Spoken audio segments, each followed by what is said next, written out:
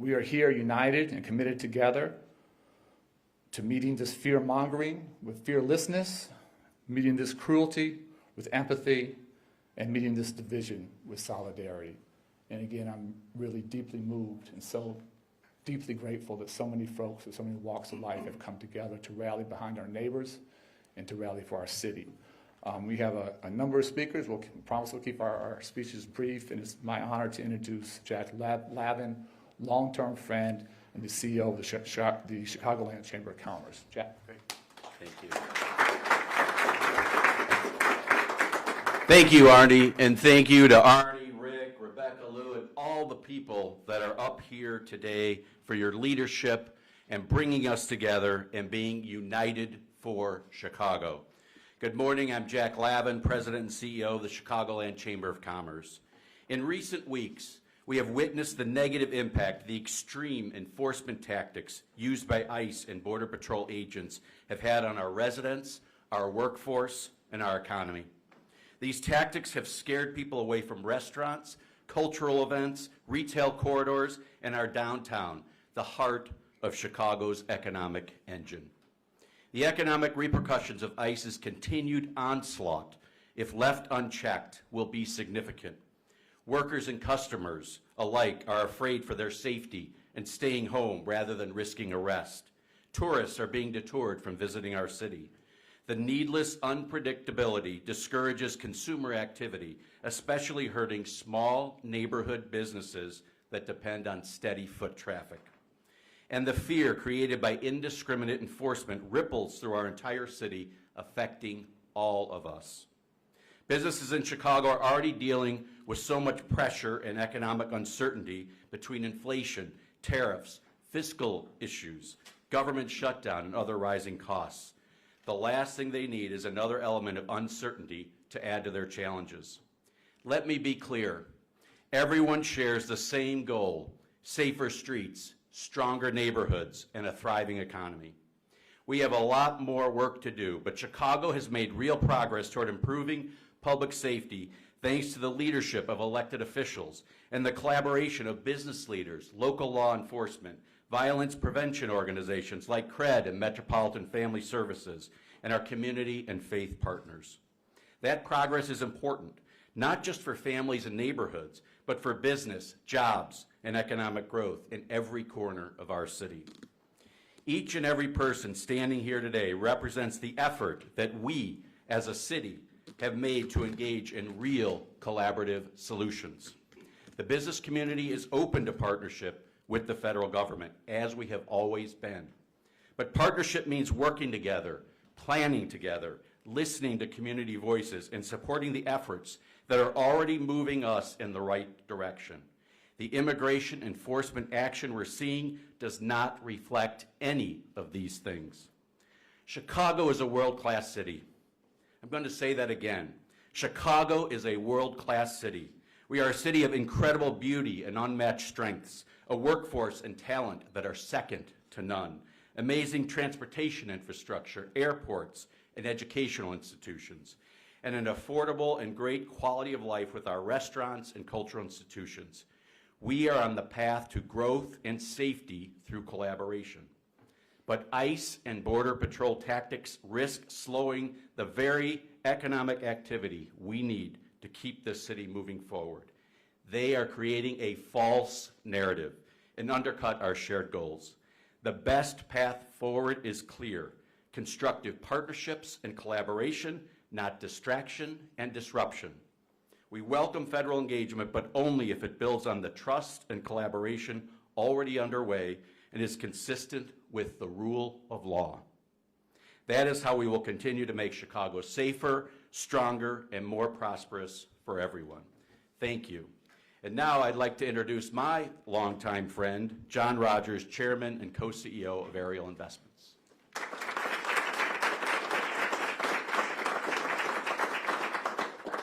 Well, thank you, Jack. You did an extraordinary job, and thank you, Arnie, for bringing us all together. Arnie's leadership has been incredibly important in all the work that we've all done together. You know, he is a special, special leader in this city, and most of you all know that. You know, He's someone who has enormous courage. He has someone who has extraordinary vision. And for him to leave the cabinet, come back to Chicago, because he's so committed to the city and so committed to what can make our city even greater.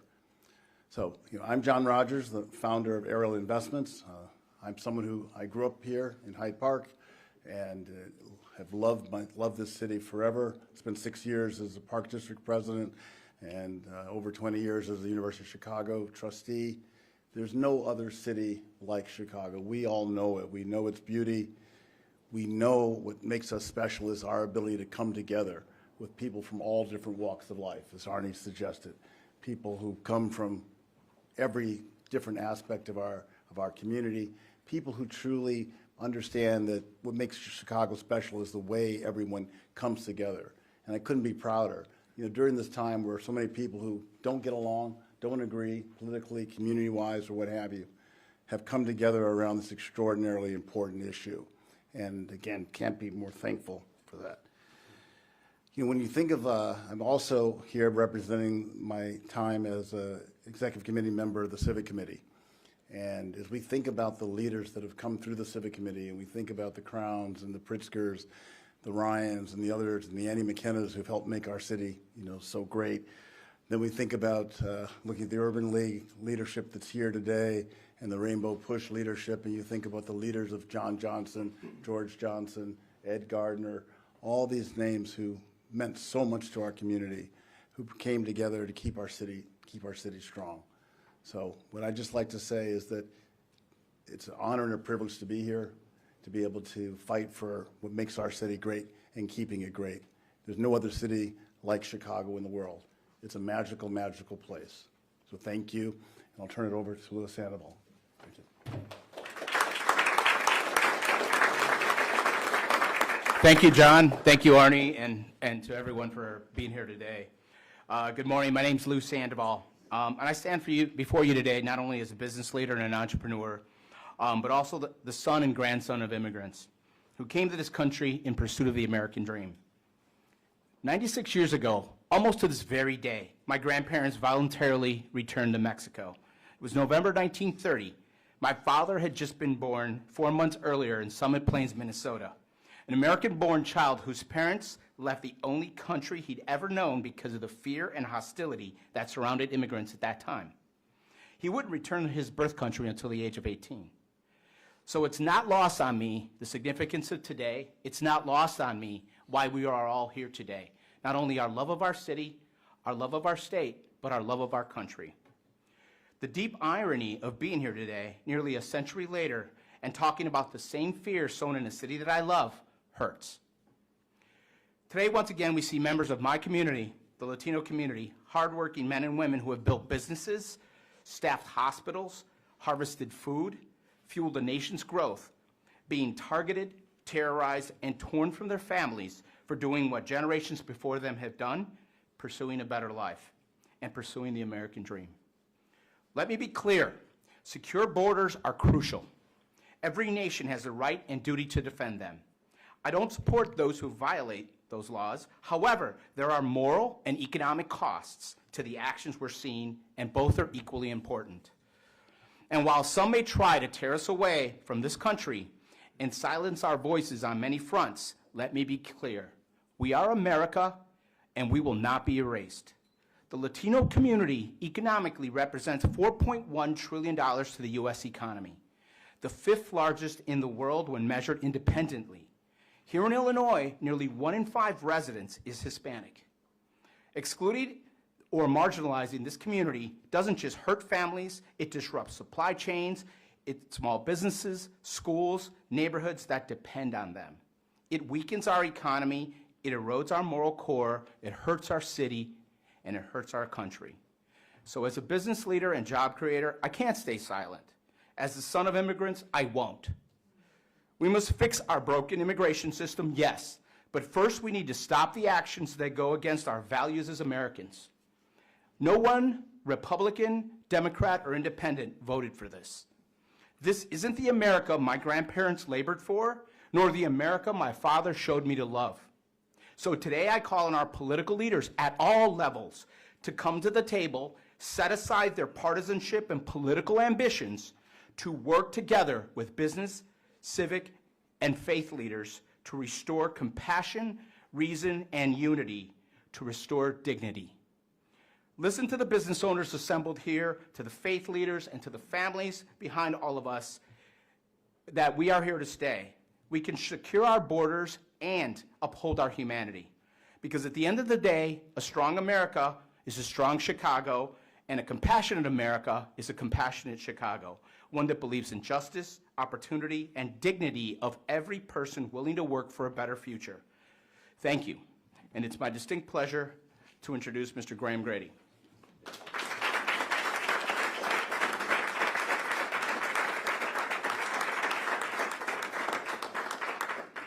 Apologies to everyone.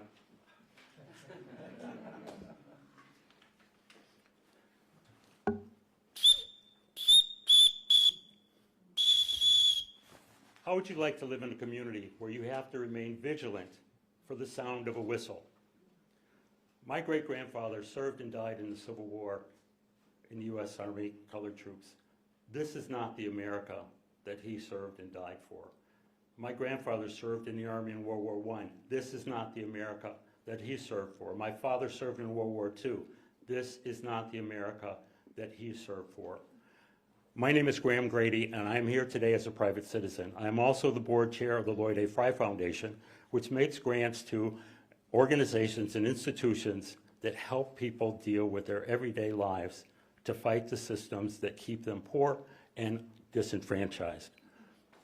The activities that we're seeing on the streets by ICE and the Border Patrol, that's not Chicago. That's not America. These individuals may not have full immigration status, but they are citizens of the world, and they deserve to be treated humanely. Everyone gathered here today believes that. Also, the media is here. The media is under attack by this administration. We are counting on the fourth estate to do its job. We encourage people with their cameras and with their cell phone cameras and the media to be there to witness what is happening, the inhumane treatment of people in our city. As we've heard from the judge who ruled on this behavior by ICE and the Border Patrol is unconscionable. I want to leave you with the words of Pastor Martin Niemöller. First, they came for the communists, and I did not speak out because I was not a communist. Then they came for the socialists, and I did not speak out because I was not a socialist. And then they came for the trade unionists, and I did not speak out because I was not a trade unionist. Then they came for the Jews, and I did not speak out because I was not a Jew. And then they came for me, and there was no one left to speak for me. Let us all unite to make Chicago the best that it can be and to rule out and eliminate this outrageous behavior by ICE and the Border Patrol. Stand strong together, Chicago. Rebecca.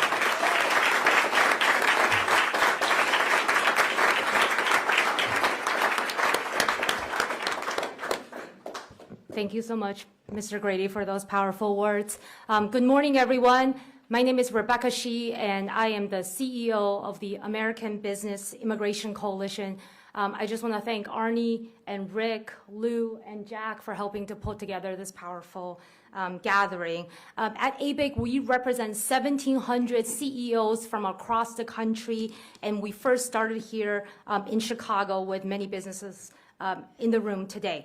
Across the country and right here in Chicago, aggressive deportations are targeting law-abiding, tax-paying Latino and immigrant workers. It is not only morally wrong, but it is also driving up the cost for everyone.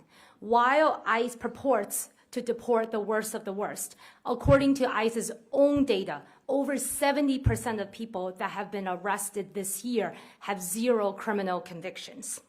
When you remove productive workers, restaurant and farm workers, hotel staff, when you remove landscapers, construction crews, car washers, when you remove childcare workers and senior care providers, you reduce the labor force and you push up prices of food, of housing, of care for everyone.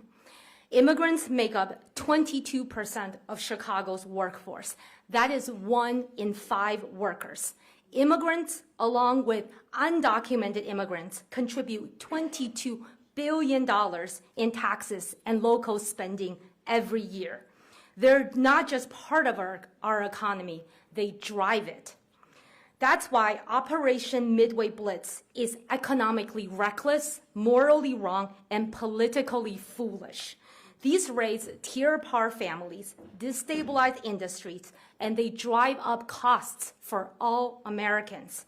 And as this week's election results made clear, American voters are fed up and demanding real solutions, not fear-based politics. If we're serious about fixing our immigration system, and if we stop letting perfect be the enemy of the good, there is a better way forward. The border is secure. Federal law enforcement have unlimited resources to go after real threats. What's missing is a plan for the millions of immigrants who have lived, worked, and paid taxes here for decades. Let's start by creating a 7-year work permit for long-term immigrant workers, the people who keep our economy running, and grant citizenship for the dreamers who know no other home but this one. These are real, practical steps to secure our workforce, reduce prices, and uphold the values of America. Thank you, and it is my honor to introduce Rabbi Michael Siegel.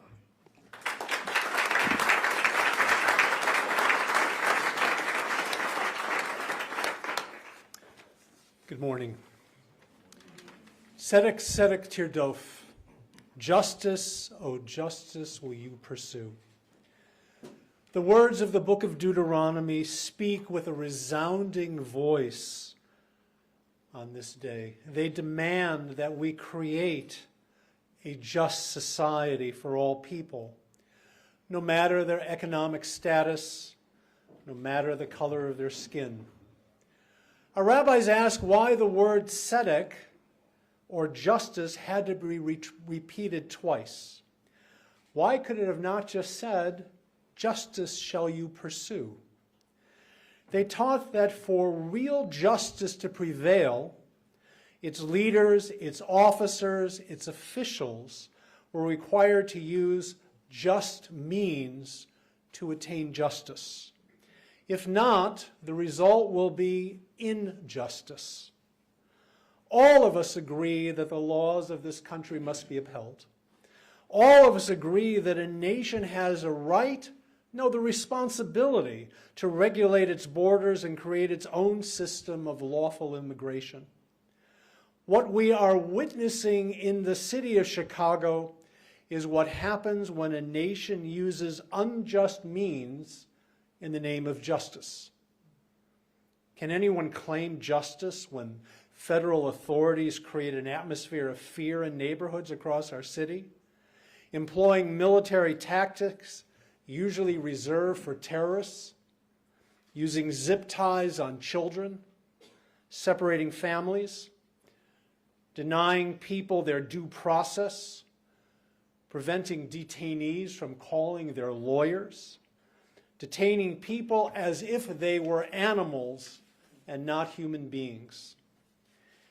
Is it any wonder that people are afraid to leave their homes, whether they are legal citizens or not, in fear that they will be swept up in a raid because of the color of their skin or the accent with which they speak English?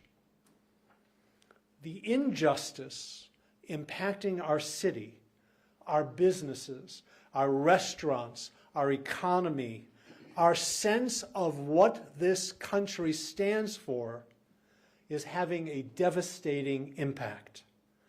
We stand here on this day, a spectrum of the city of Chicago, and we say, enough is enough.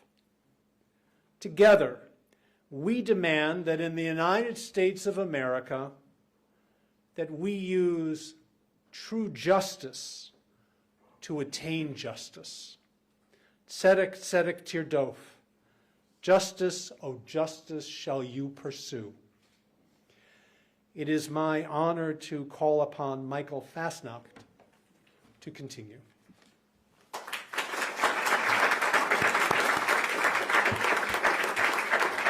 Thank you, Rabbi.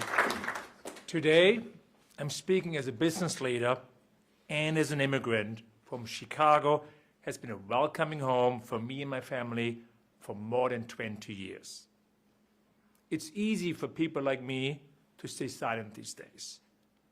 But let's be honest, silence is not anymore an option when not just the very fabric of our city is being threatened, but we also see serious negative economic impact on almost all our city's neighborhoods.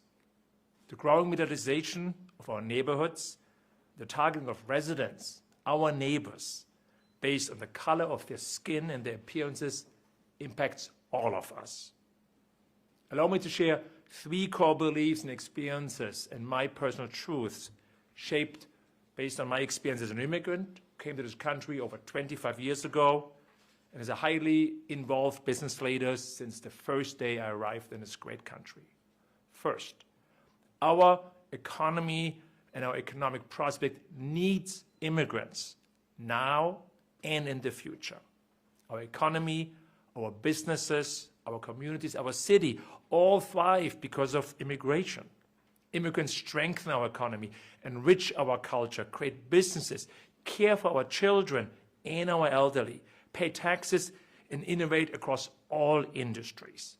They are scientists, artists, entrepreneurs. The next breakthrough in cancer research, the next great technological innovation, or the next brilliant business idea that will create a Fortune 500 company right here in Chicago may very well come from an immigrant, as it has been many times before in this city in our country. We don't just benefit from immigration and immigrants. We in our economy depend on it. Second, we need comprehensive immigration reform, not fear and intimidation, to ensure the innovative power of all our economy. Federal tactics that instill fear and uncertainty do not make our communities safer. Instead, they hurt our economy across all our city's 77 neighborhoods, from street vendors to restaurant owners to the large supply economy of goods and labor for ultimately any business in our city. The vast majority of undocumented immigrants in Chicago have contributed extremely positively to our city's economic prosperity and cultural richness for decades. They deserve respect and a fair path to legal status, not be taken away by heavily armed, masked agents acting outside of established legal procedures. Pulling people out of parks, workplaces, or daycares does not protect us. It weakens us economically and morally. Third, we business leaders, all of us, must stand with our neighbors who are living in fear and uncertainty. Those being targeted today need our solidarity, our voices, and our visible support like today. We must send a clear signal: we see you, we hear you, and we stand with you. We will respond peacefully against the military-style tactics by ICE, but not quietly.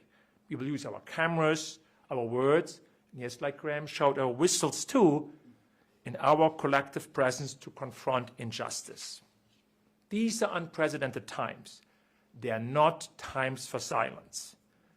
And when Graham read the poem, I thought, oh, I'm quoting it as well, because during a very dark period in my birth country, in the 40s, Pastor Martin Niemöller, like Graham quoted, wrote his famous poem, First They Came. His powerful words are a strong reminder that silence in the face of injustice eventually leaves no one left to speak. Let us not wait until that day. Let us speak up today for all our fellow Chicagoans. Thank you. Now it's my honor to introduce my good friend, Cassie Ruiz.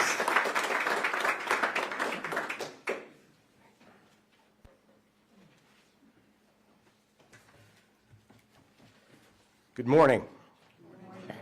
My name is Jesse Ruiz. I'm an attorney and the proud son of Mexican immigrants who, like many immigrants before and after them, help make this city and this country a better place to live for all of us.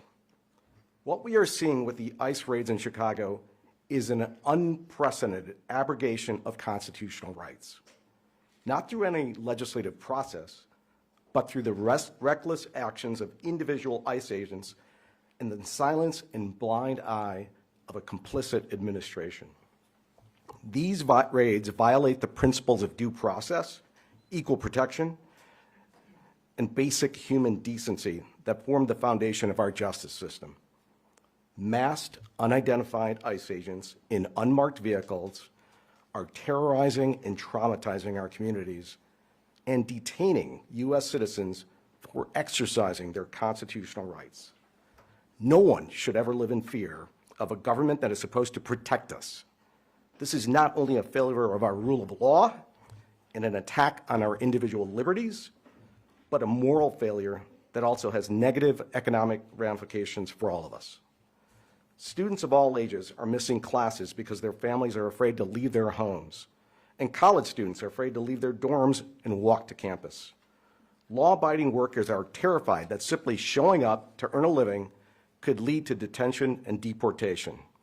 This is not who we are as a city and country, and ICE tactics more common in authoritarian regimes are not what the law was ever meant to allow. Chicago's schools, universities, and community organizations has always opened their doors to people seeking opportunity, people who come here to learn, to teach, to serve, and to build better lives and communities. When ICE agents target those very communities, it undermines everything education and justice stand for: fairness, knowledge, respect for fellow human beings, and the hope that is America. Let's be clear. These ICE raids and tactics are not making our neighborhoods safer. They create chaos. They terrorize our communities, erode trust in law enforcement, separate families, and they turn our neighbors into targets simply based on the color of their skin. The law should be used to protect rights, not trample on them. Our strength as a city and as a nation comes from our diversity, our commitment to justice and compassion and respect for fellow human beings. We cannot claim to value education or the rule of law while turning a blind eye to the abuse of both. And as Michael and Graham reminded us of Pastor Niemöller's, it is a very, very important message that obviously resonates with many of us. But as it reminds us, we have a moral obligation to speak up and to take action against injustice before it's too late. So today, we say clearly, Chicago denounces the unconstitutional ICE tactics and stands with its immigrant students, families, and law-abiding workers. We will not be silent, and we will not back down. Now my privilege to introduce the Very Reverend Lisa Hackney James.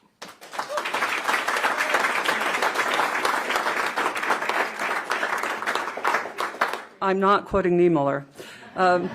Good morning, my name is Lisa Hackney James. I grew up in Detroit, Michigan. I raised my own family here in Chicago, and then after a decade of working in Cleveland, Ohio, where I helped to found Greater Cleveland congregations to do this kind of work, I returned to Chicago, where I currently serve as the dean, that is the priest in charge at historic St. James Episcopal Cathedral located in River North. Basically, if there's a big city and a great lake, I'm there. I love this city, and I both work and live downtown, and am proud to be a citizen of Chicago and to stand in this gathering of cultural leaders who are affirming the ongoing unity and strength of this city and calling for change of direction. From before the time that there was a city of Chicago, when the entrepreneurial business leaders were gathered on the muddy banks of the river, themselves foreigners in a land that was not their own, the founders of my congregation, the Kinseys, the Hubbards, the Ogdens, they built not only their church, but they helped to lay down the very foundations of this great city. And as they went along, they consistently combined their commercial ambitions with a strong sense of civic duty and care for those who were most vulnerable in the emerging society. For they knew, as do all who follow the teachings of Jesus, that he warns that there will be a day when the nations, not just individual souls, but the nations will answer for the kind of common life that they have built. Did you feed the hungry? Did you clothe the naked? Did you welcome the stranger? Did you welcome the stranger? Did you visit the sick and those in prison? For just as you've done this to the most vulnerable, you have done it to me. And just to make sure we didn't miss the point, he put it in the reverse and said, just as you have not done it to those who are most vulnerable, you have not done it to me. And whenever you deny these vulnerable, those things, you've denied me. So for every person, and I know it's not all of us, but for every person who claims the faith of Jesus, these words should ring in our ears. They should haunt us every single day. But it's not just the church, but nearly all communities of faith who stand for the ethical and compassionate treatment of the vulnerable, even and perhaps particularly when it comes to being in contact with the institutions of power and civil authority. For ICE and Border Patrol agents who are listening, and for our moment, our guests in our city, guests in this city, please know that Chicagoans value the law and appreciate our law enforcement professionals here who are working diligently to improve our safety and contribute to the flourishing of our communities. But for right now, for most people, you, ICE and Border Patrol, you are the public safety crisis in our city. The faith communities of Chicago will continue to stand, as is our remit. We will continue to stand with the immigrant families who are most directly affected by your actions. But your current corrosive tactics harm not just those whom you're targeting, but the whole fabric of our society. And as people of faith, we call on you to aspire to both a deeper level of empathy and a higher level of professionalism in the discharge of your duties. It is the right thing to do. It is the American thing to do. And for those of us who are living lives of faith, we know, and that includes you, ICE, we know that one day we will answer to the highest authorities for how we have lived in this moment. Amen. And let me call. Okay, so then let me please call on my colleague, the Reverend Marshall Hatch, Sr.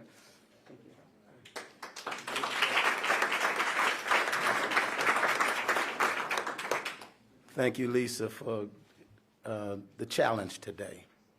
And of course, we're Marshall Hatch from the west side of Chicago, New Mount Pilgrim Church, the Leaders Network, also Rainbow Push Coalition with my colleague, Reverend Jeanette Wilson. 59 years ago, it'll be 60 years this coming spring, Dr. Martin Luther King lived on the west side,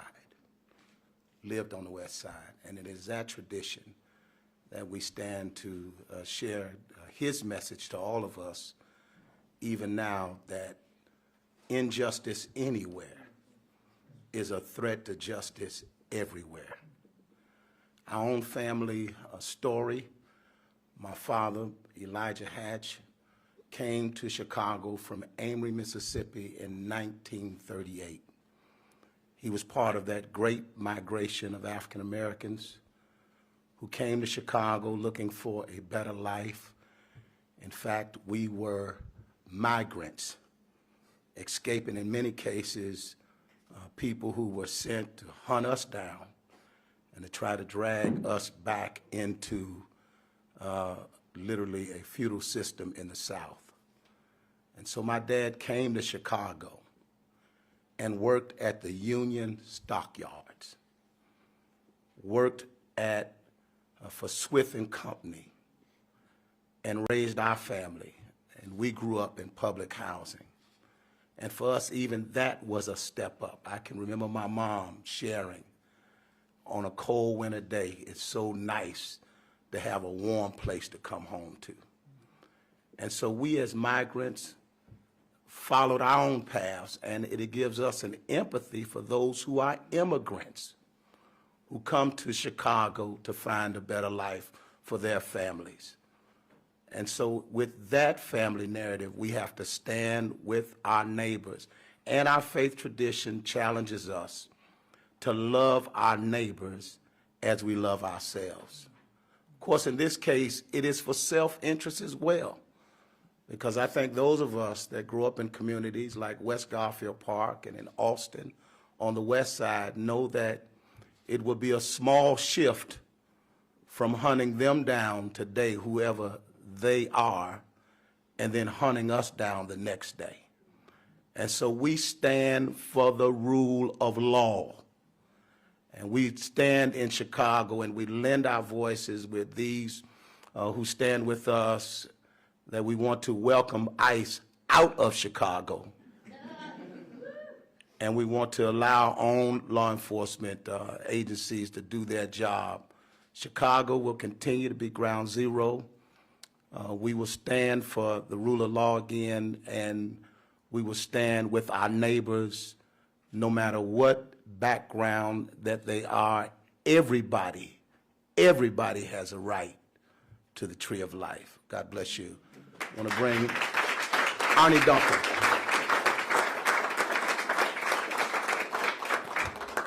We're happy to take your questions in a moment. A couple quick things.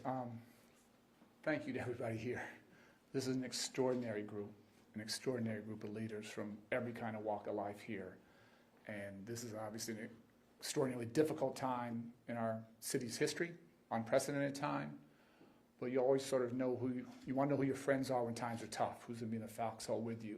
And have this group of folks in the foxhole together gives me an unbelievable hope of what we can do together going forward. Secondly, there are other folks who wanted to be here, but frankly felt they couldn't because they were too scared. Scared personally, scared for their families, scared about recrimination, scared about retribution, scared for their businesses. And we want to represent them and stand with them as best we can.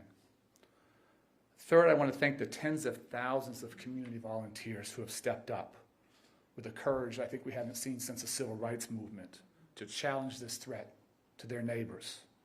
They are patrolling their communities, they're blowing their whistles to alert others to danger, and they're delivering food and supplies to those for whom it is no longer safe for them to leave their homes.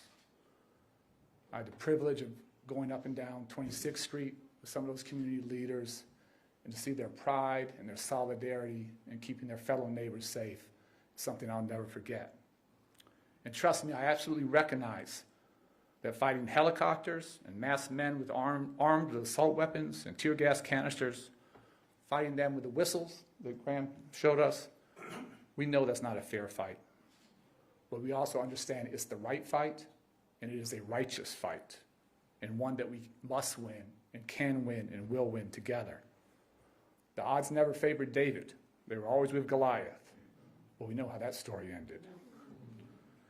And finally, to those who are being hunted, who are being terrorized, who are being traumatized, not because of criminal activity, not because of some moral failings, not because of the content of their character, but simply because of the color of their skin, I want them to know that we see you, we hear you, we support you, and we will stand with you until this nightmare is over, because you are what makes Chicago fantastic. You're what makes Chicago great. Thank you so much, and we're happy to take your questions.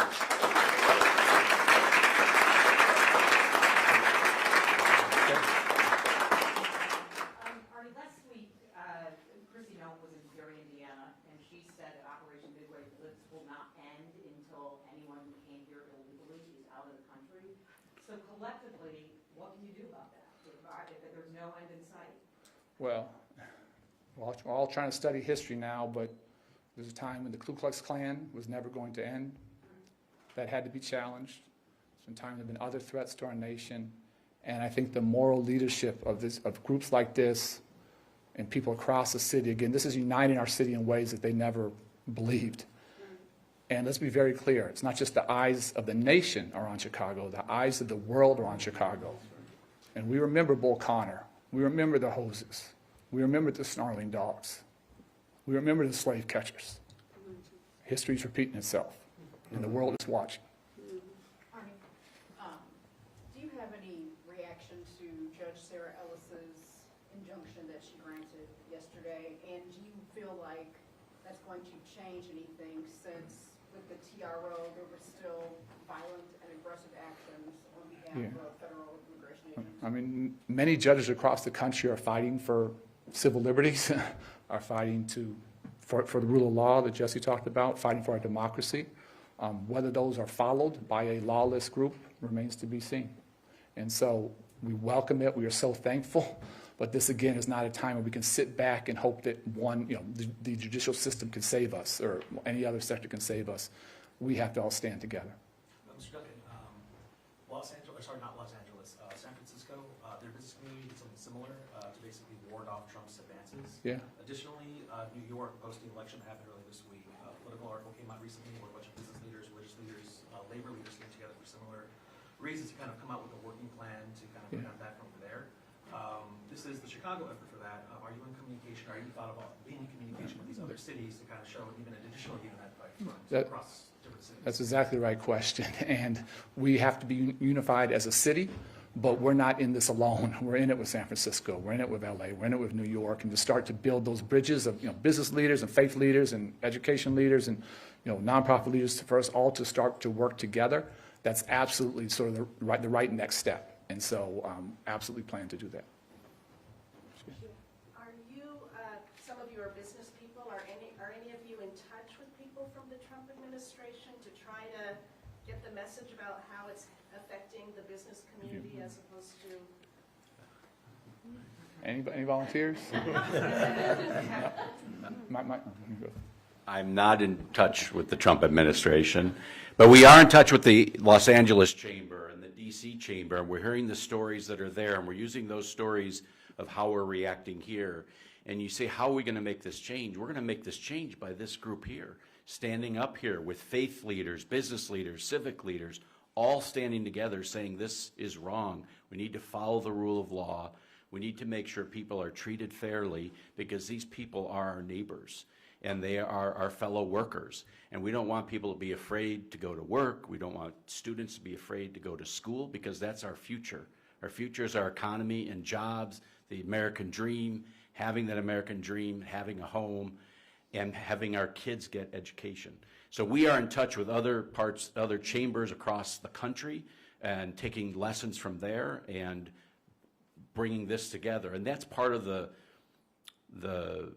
business and civic culture of Chicago, and that's what this is. They say, how can we help? What can we do? And that's been the history of Chicago, and that will be the future of Chicago, and that's why we're all standing here. Are there any business people who are Trump supporters who were afraid to come forward? Is that who you're talking about when you mentioned that earlier? I'm not sure if Rick Estrada, Hashia. There's a signatory on this letter. My name is Rick Estrada from Metropolitan Family Services, but there's a signatory on this letter, and you could figure it out once you read it, but he's a prominent Republican donor and a prominent business leader in this town who is in contact with the Trump administration and wrote a really strong letter basically sharing the main messages that we're sharing here today. He's not the only one. There are others that have reached out independently that we know for certain. And we hope that not only the elections, not only what we are doing here as a united community for Chicago, but that our business leaders and their efforts in sending those private emails to their private emails, including the Speaker of the House and 3 members of the Trump cabinet, that will resonate, that all of this together would resonate with them.